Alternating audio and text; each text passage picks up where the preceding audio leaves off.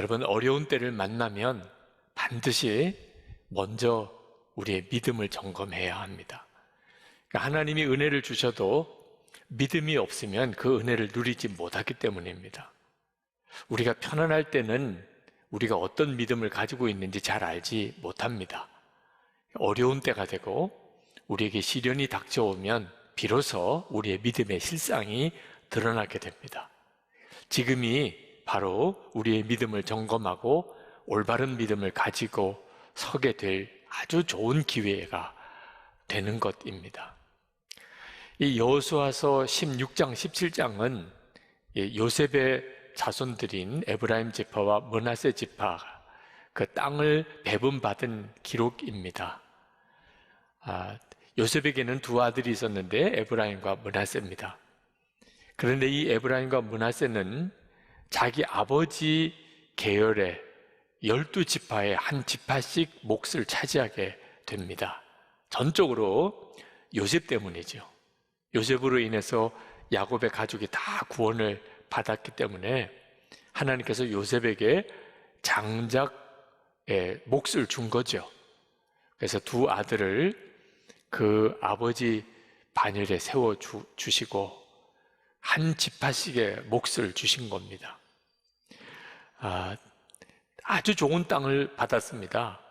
그 가나안의 중심부에서 북쪽에 있는 사마리아 지역, 그 지역이 에브라임 지파와 므낫세 지파에게 주어진 몫입니다. 앞으로 이스라엘 역사에 아주 중요한 중심축을 구성하는 지역이죠. 북이스라엘의 지경이 됩니다. 하나님께서 요셉을 복을 주시고 그 후손들이 이런 복을 누리게 되는 것을 생각하면 좋은 믿음의 조상을 가진 것이 얼마나 큰 복인가 하는 것을 알게 됩니다. 우리도 우리의 자손을 생각하면서 이제는 살아야 합니다. 정말 우리 자손들이 복을 받을 씨를 심는 그런 믿음과 지혜가 우리에게 필요합니다. 그런데 이 에브라임 지파, 므낫세 지파에게 땅이 배분된 기록을 읽어보면 요셉은 참 귀한 분인데 그 후손들인 에브라임과 므낫세의 믿음은 너무너무 실망적입니다. 그들은 땅을 배분받고 여호수아에게 끊임없이 불평하고 원망을 했습니다. 자기들이 받은 땅이 작다는 거죠. 14절 말씀에 그들은 이렇게 말합니다. 주님께서 지금까지 우리에게 복을 주셔서 우리가 큰 무리가 되었는데 어른께서는 왜 우리에게 한 번만 제비를 뽑아서 한 몫만 유산으로 가지게 하십니까? 그들이 자기들이 받은 땅이 작다고 여긴 것은 그들이 쉽게 들어가서 차지할 땅이 적다는 것이었습니다. 실제로 그들에게 주어진 땅은 대단히 컸습니다. 그 땅들의 대부분은 싸워서 점령해야 되는 땅인데 그런 땅은 자기들에게 준 땅이라고 생각하지 않은 거죠. 자, 이렇게 말하는 것이 유다 지파의 갈렙과 얼마나 대조적입니까? 여호수아는 사실 에브라임 지파 출신입니다. 그런데 자기 출신 지파인 에브라임 지파가 그런 식으로 말을 하는 것이 여호수아에게는 얼마나 마음이 무너졌겠습니까? 그런데 유다 지파 갈렙으로 인해서 이스라엘의 믿음의 대전환이 일어나는 그런 상황에서 여호수아와 므낫세 지파가 에브라임과 므낫세 지파가 이렇게 나오니 여호수아의 마음이 참 답답했을 것입니다. 그래서 여호수아가 이렇게 말을 합니다. 15절에 당신들이 큰 무리 이어서 에브라임 산간 지방이 당신들에게 작다면 거기에서 브리스 사람과 르바임 사람의 땅인 삼림지대로 올라가서 그곳을 개간하시오. 점령해서 당신 것으로 만들라는 겁니다. 그랬더니 에브라임 지파와 므낫세 지파가 대답합니다.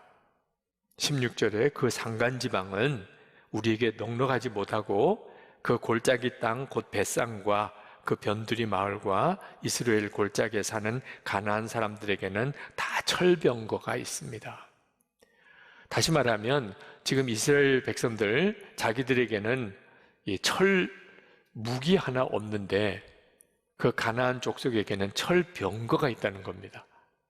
자, 나에게는 소총도 없는데 저쪽에는 탱크가 있다는 거죠. 그러니 도대체 어떻게 싸워서 이기냐는 겁니다. 여호수아는 그 말을 듣고 이 요셉의 자손 지파들에게 철 병거가 없는 게 문제가 아니고 하나님에 대한 믿음이 없는 것이 문제라는 것을 여호수아는 깨달았습니다. 그게 오늘 메시지의 핵심입니다. 그래서 여호수아가 그 에브라임 지파 므낫세 지파에게 말합니다. 17절 18절에 당신들은 큰 무리요 큰 세력도 가졌으니 한 목만 가질 일이 아닙니다.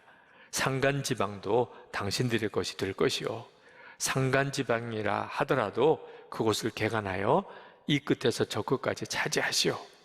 가나안 사람들이 철병거를 가져서 강하다 하더라도 당신들은 그것들을 쫓아낼 수 있어. 여호수아가 어떻게 이렇게 말할 수 있었을까요?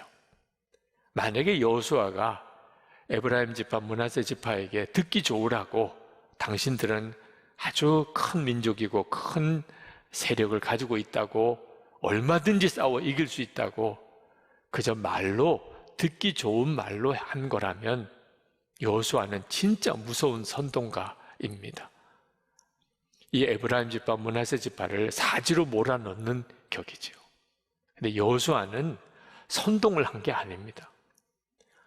여호수아는 정말 에브라임 지파 므낫세 지파가 자기들에게 할당된 땅을 다 차지할 수 있다고 철병거 가진 가나안 족속들 얼마든지 이길 수 있다고 확신했습니다. 이유는 그 일을 이루실 분이 하나님이시기 때문에 여호수아는 그 사실이 정말 믿어지니까 그러니까 에브라임 지파 므낫세 지파에게 당신들이 가서 싸워서 점령하세요. 그렇게 말을 했던 겁니다. 문제는 에브라임 지파 므낫세 지파는 그렇게 하나님이 믿어지지 않은 거예요. 하나님이 믿어졌으면 그렇게 말할 리도 없지요. 이 문제 때문에 온 이스라엘이 정말 분위기가 무거워진 겁니다. 요셉은 정말 하나님을 믿은 사람이죠. 그래서 그는 노예로 팔려갔다가 애굽의 총리까지 되고 온 가족들 다 구원했죠.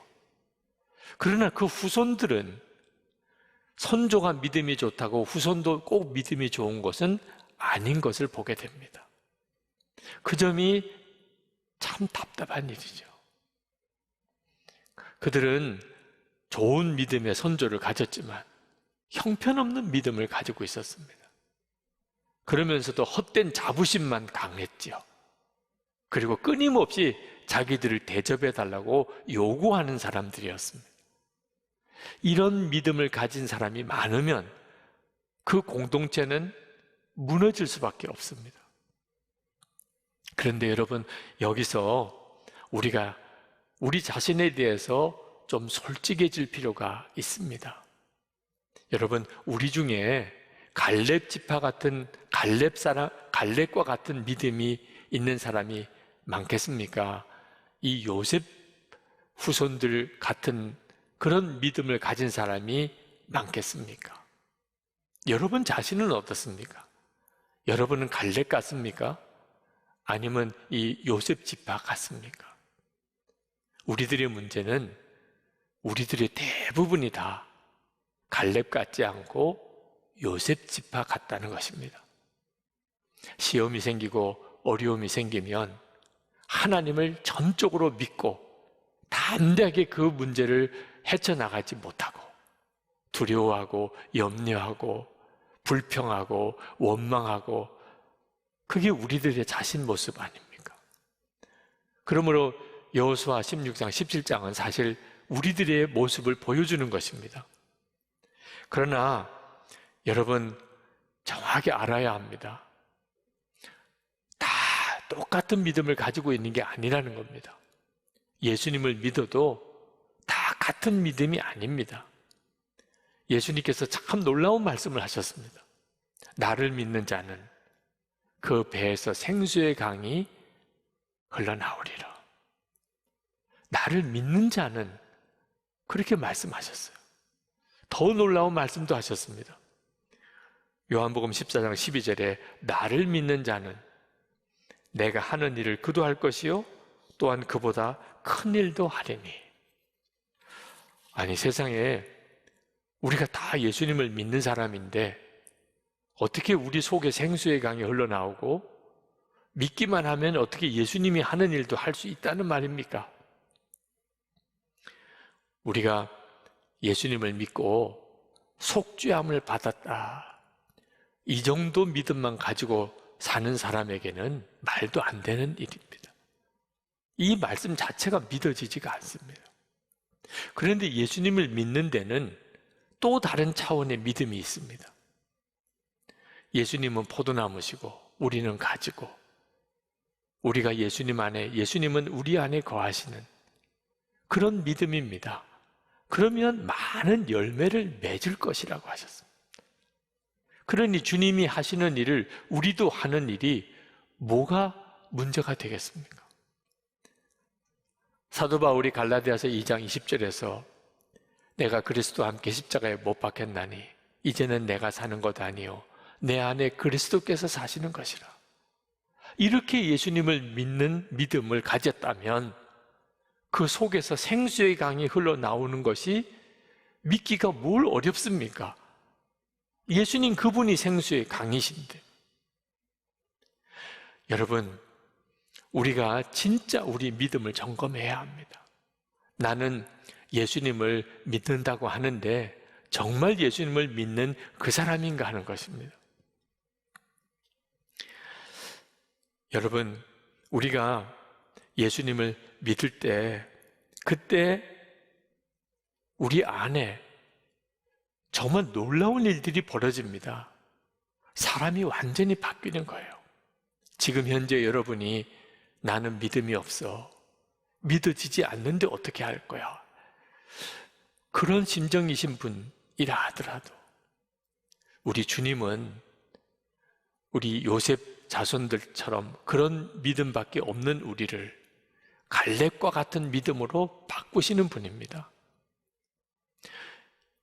이 점을 오늘 우리가 놓치지 말아야 합니다. 그런즉 누구든지 그리스도 안에 있으면 새로운 피조물이라. 이전 것은 지나갔으니 보라 새 것이 되었도다. 이 말씀을 가지고 인동영 목사님이 이렇게 말씀하셨어요. 이 구절에서 저에게 가장 큰 은혜가 되는 단어가 누구든지입니다. 정말 누구든지일까요? 그 증거는 이 말씀을 하는 사도 바울 자신입니다. 예수님께서 다메섹으로 가는 바울에게 사울아 사울아 내가 어찌하여 나를 박해하느냐 말씀하셨습니다. 바울은 교회를 핍박하는 자였으니 하나님에게 원수였던 사람이었습니다. 만약 하나님께서 새로운 피조물이 될 자격 조건에서 원수는 제외하셨다면 바울은 기회가 없었을 것입니다.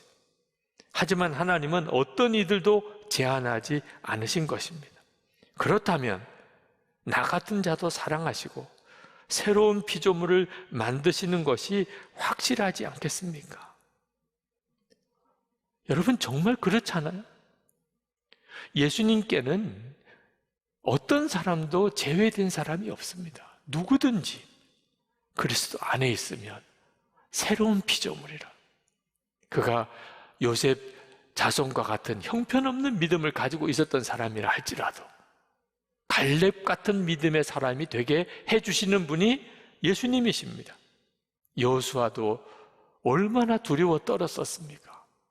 하나님께서 그 여호수아를 만나 주시니까 여호수아가 완전히 변화됐잖아요. 이 일이 예수 그리스도 안에서 지금 우리 가운데 일어나는 일인 것입니다. 우리가 할 일은 그저 예수 믿고 속죄함을 받았다 하는 믿음에 머물지 않는 것입니다. 온전한 믿음을 갖게 해주시는 주님, 지금도 우리와 함께 계셔서 우리와 동행하시는 주님을 바라보는 것입니다. 주님만이 우리를 믿음을 완전히 바꾸어 주시는 분이세요. 히브리서 12장 2절에 믿음의 주요 또 온전케 하시는 이인 예수를 바라보자, 그렇게 말씀하셨잖아요.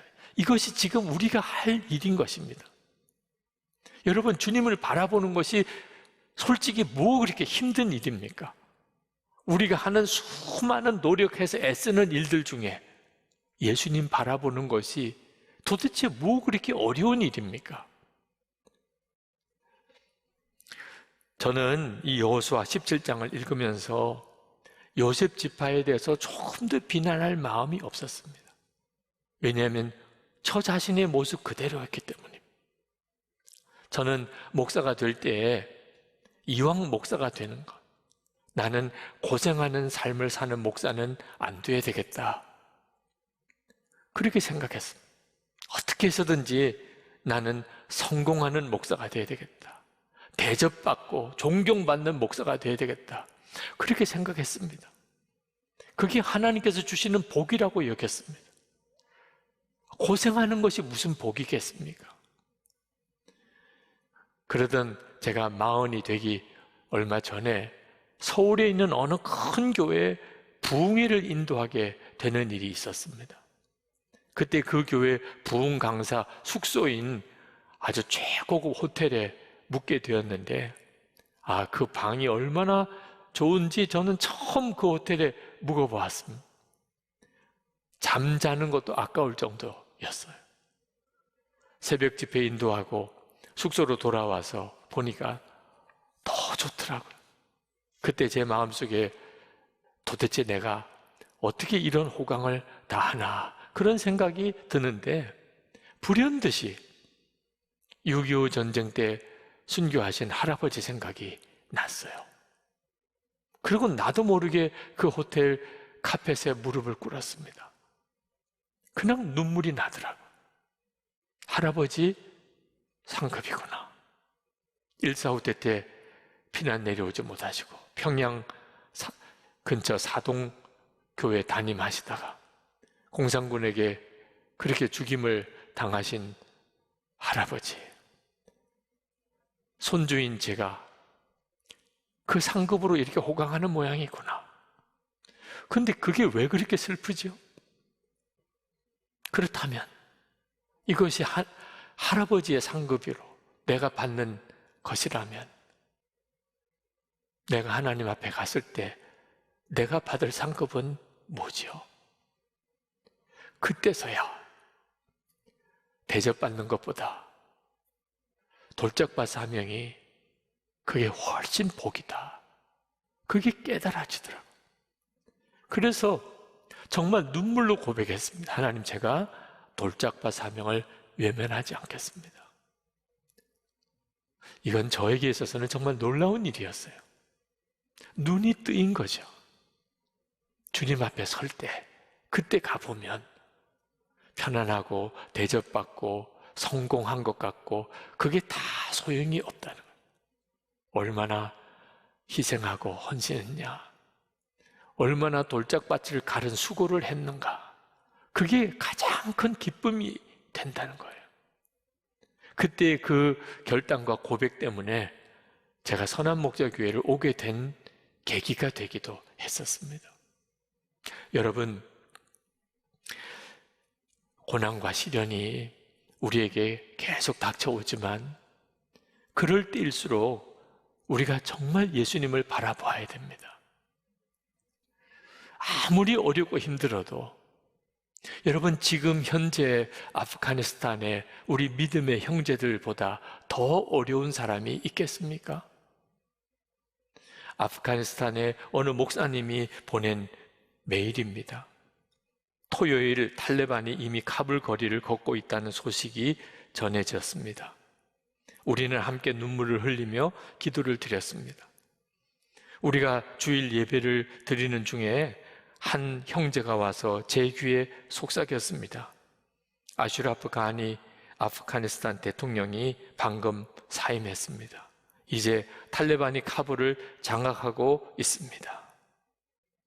그리고 우리는 마지막 찬송을 불렀습니다.